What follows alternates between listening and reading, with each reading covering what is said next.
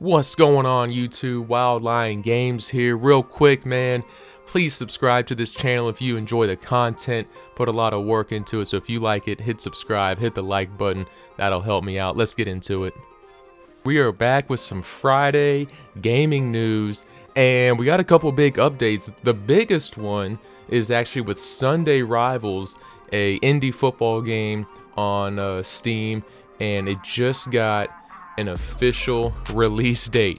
That's right, this game has been in early access for almost 2 years now, and in fact I actually did an early access gameplay and thoughts video on my channel back in October of 2020. Yes, that's how long ago it's been, and we finally have a release date, as you can see here, May 16th, coming up here pretty soon. Dude, May is gonna be a crazy month. May's gonna be a lot of fun in the entertainment world. You got Sunday Rivals dropping. Kendrick Lamar announced he's got an album dropping in May. You know, I had some issues with the game back when I reviewed it in October of 2020. The controls I thought were kind of an issue, and it wasn't a big deal. It was just that the buttons are different. And again, like I said in my review, as football video game players, we've had, you know, certain buttons giving us certain actions. Like Y to jump or intercept the ball. So then when Y in Sunday Rivals is not to jump or intercept the ball, but it's a different move entirely, and a different button on the controller is to jump and intercept the ball, it can be confusing. You got to retrain your brain, and I just think that unless you're really doing some unique changes to the gameplay controls, like how backbreakers started using the right thumbstick and the bumpers. And I mean, really, when you think about it, the first game that truly did that was like Fight Night Round 3. If you remember, they moved away from the 4 face buttons to using the right thumbstick to do your jabs and your hooks and your uppercuts.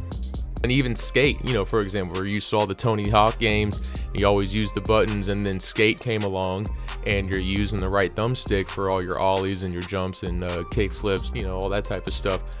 So I guess my point was, unless you're like reinventing the wheel here, there's no need to change something just to change it. But I remember the game being pretty fun. It didn't have franchise mode or anything like that, but you know, I just remember that, like, the gameplay being pretty good. The presentation, I think, is what stood out to me the most.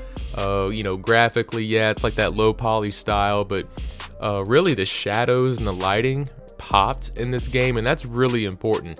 And I think it goes to show that just because you have a low poly texture game doesn't mean it can't look good, because even back in October this game looked great. And I mean, now there's just so many options. There's weather options, they got snow, they have rain, there's night games, there's day games, you can play in the evening, and they've just added so many new features to the game that's, you know, beyond just weather effects and, you know, lighting. But you know, now we have full customization, and you can, you know, pick stadium colors, grass type, end zone text.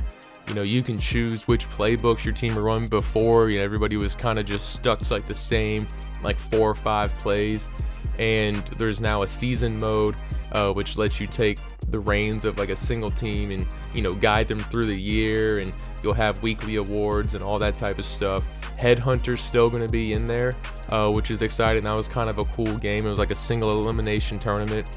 And then I'm excited for the dynamic weather and time of day, and you know, pouring rain. It can actually turn the field into mud. You can sometimes have fog that comes into the field, and it will lower your vision.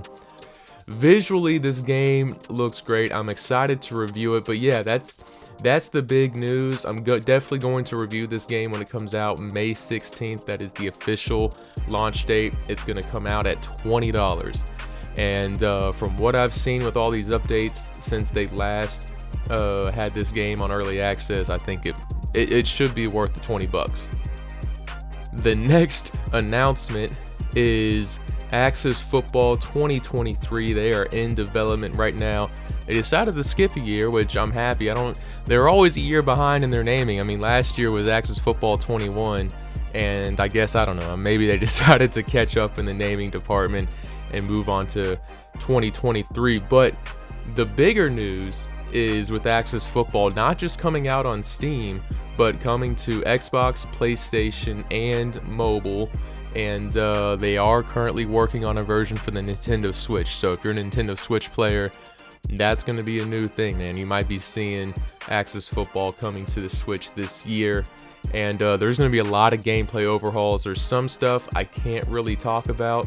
They've asked me not to say anything, but there's some new features in the playbook and in the gameplay that I'm excited for. Well, I shouldn't say excited. I'm optimistic about because, you know, sometimes developers can, you know, they can over embellish what's coming, but I'm excited to check some of these things out, and I'm looking forward to it. There's a ton of animations that they're adding to this game, like passing, receiving, tackling, and, you know, running animations. I think they have over 50 throwing animations in total, and there's like 100 catching animations on both sides of the ball, and receivers now have, you know, the animation in there to tiptoe on the sidelines. I have seen some clips that they've been sending, and it looks good. I mean, graphically it's the same. I don't think graphics are the most important thing right now that they need to fix. Gameplay is what they need to fix ASAP, and I'm hoping that all these new animations that they're spending, you know, so much time and resources on ends up becoming worth it, because like I've said before in my other videos, I do think their time is running out, unfortunately. And they really need to, you know, step up the game in that gameplay department. Outside of gameplay, though, I think what Axis really also needs to focus on is a couple small elements in franchise mode. I know franchise mode is what they're known for. That's what everybody talks about and hypes up. But it's not without a lot of problems. And the biggest flaw with their franchise mode right now is the scouting and drafting department. I mean, scouting is basically pointless, because if you go into the draft section, you can see the players' full stats and their draft profiles without ever having to scout them. And also, scouting in general, it's kind of a messy screen. It's hard to tell, you know, what you're scouting and what's changed, because the way that, you know, you have like your list of players that's sorted out in a certain feed. The sorting of the players when you're scouting it's honestly atrocious. I really hope they clean that up. Now I know that they're adding a couple new stadiums. I think they're adding an Indianapolis stadium. I don't know if I'm supposed to say anything about that. I'm not going to show any pictures of it, that's for sure, but it looks pretty cool. I'm excited for it. And I know, again, there's a couple other things that they're working on. I don't know if I'm allowed to say anything because I don't think it's public knowledge yet, but they're working on, I'll keep it as vague as possible, they're working on a partnership with somebody.